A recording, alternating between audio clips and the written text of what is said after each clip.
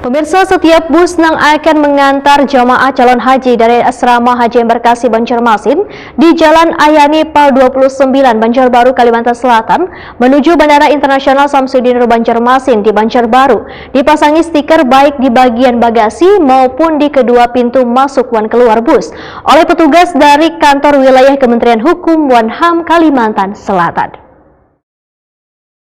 Setiap bus yang akan mengantar jamaah calon haji dari Asrama Haji Embarkasi Banjarmasin di Jalan Ahmad Yani Pal 29 Banjarbaru, Kalimantan Selatan menuju Bandara Internasional Samsudin Nur Banjarmasin di Banjarbaru dipasangi stiker baik di bagian bagasi maupun di kedua pintu masuk dan keluar bus oleh petugas dari kantor wilayah Kementerian Hukum dan HAM Kalimantan Selatan.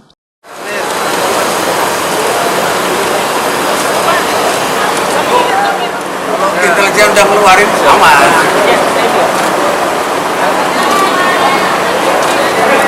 Berapa? Oke.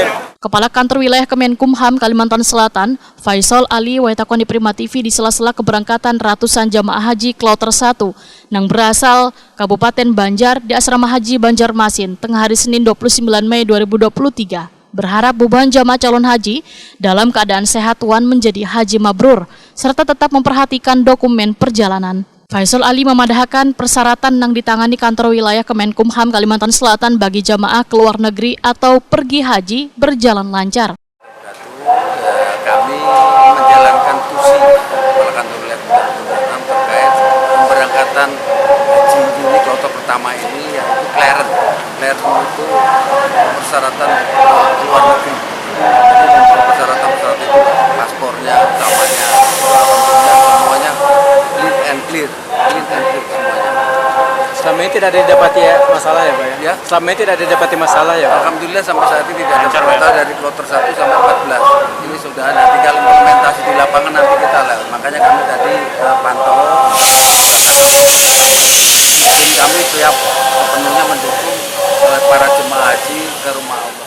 Terkait dengan pemasangan stiker di bus jamaah calon haji, menurut Faisal Ali, dipasangnya stiker tersebut untuk memastikan bila jamaah yang menumpang di bus tersebut jumlahnya sesuai dengan data petugas haji, sehingga bus yang mengantar jamaah calon haji ke bandara, ujar Faisal Ali, bisa dipadahkan bersih dan aman.